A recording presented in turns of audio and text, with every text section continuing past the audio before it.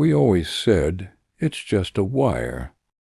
Because he said it first, have you ever reached for something you knew could burn you? The empty lot behind the field was a place nobody visited anymore. Grass grew in uneven patches. Along the fence lay a forgotten pile of old materials, broken boards, rusted pipes, a coil of black wire. He noticed the wire first. "What's that?" he asked. I stepped closer. "Don't know."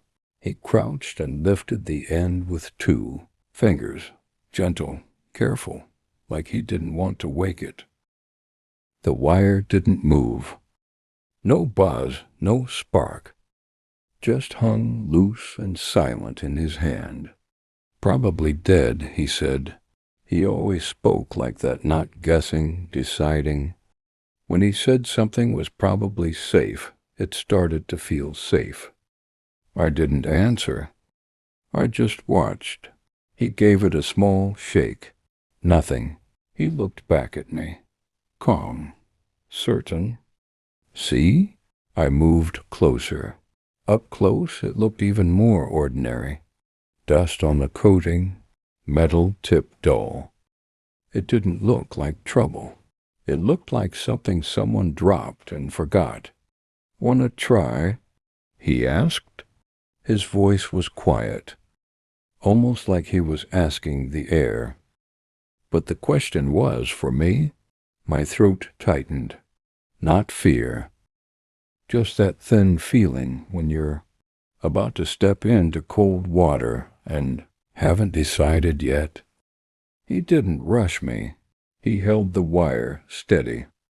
Sunlight caught the metal tip for a second.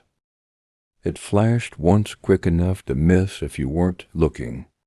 "Maybe there's no power at all," he said. The air settled. Even the distant whistle paused. I looked at the clip. Small, really small. Small enough that if anything happened, it would probably be small too. I reached out. Before my fingers touched it, I felt him watching, not staring, just waiting. Like he knew I would. The air was warm. Grass smelled close to the ground. The wire stayed silent. My fingers moved closer. He didn't speak, just shifted his weight slightly like he was ready for whatever came next. My fingers closed around the metal clip. Cold, smooth, ordinary. For 1 full second, nothing. No spark. No sound. No pain. Just silence. He exhaled, the breath he'd been holding. "See?" he said. "Dead." I was about to let go. Then I heard it very faint, like a mosquito inside my ear. A tiny, high-pitched hum. Barely there. Before I could pull away, the current arrived. It didn't hurt at first. Just a sudden, hard yank from deep inside my arm, like someone had grabbed the muscles from the bone and pulled. Then the shaking started. Not tingling. Not numbness. Shaking.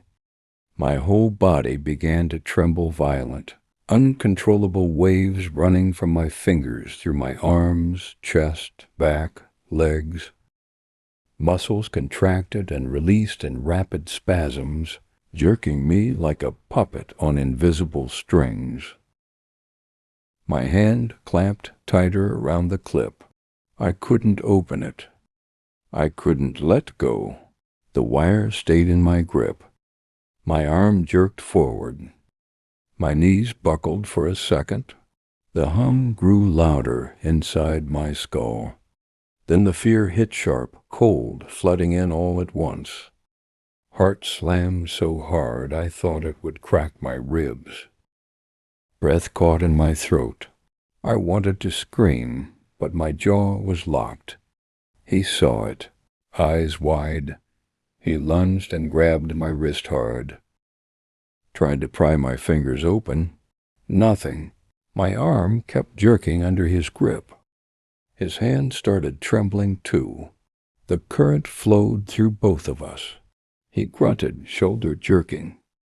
But he didn't let go of me. We stood there locked together, two boys chained by the same live wire. Seconds stretched into forever. Then suddenly the hum stopped. Muscles released all at once. I stumbled backward. He fell with me. We hit the grass hard.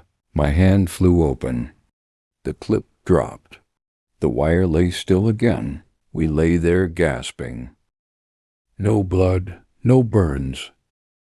Just the aftershocks, fingers still twitching, legs trembling faintly. I stared at my hand. It looked normal. But it had betrayed me.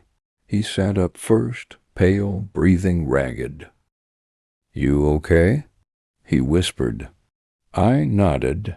Voice wouldn't come. He looked at the wire. It looked the same, quiet, dead. We both knew it wasn't.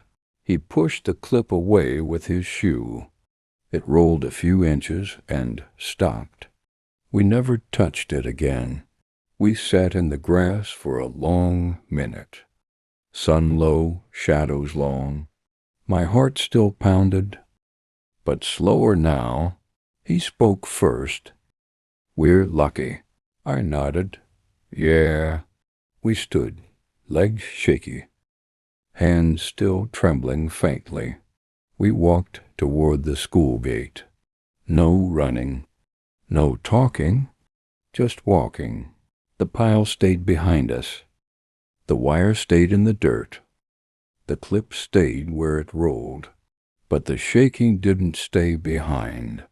It followed us home. That night I lay in bed, staring at my hand. No mark, no scar. But I could still feel it, the violent, uncontrollable shaking that took my body away from me, the fear that arrived too late to stop it. I didn't sleep. The next day we didn't go back to the lot. We didn't need to.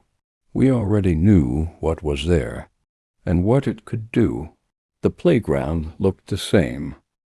The fence looked the same. The pile looked the same. But we were never the same again. We had reached for something small. It reached back and shook us to the core.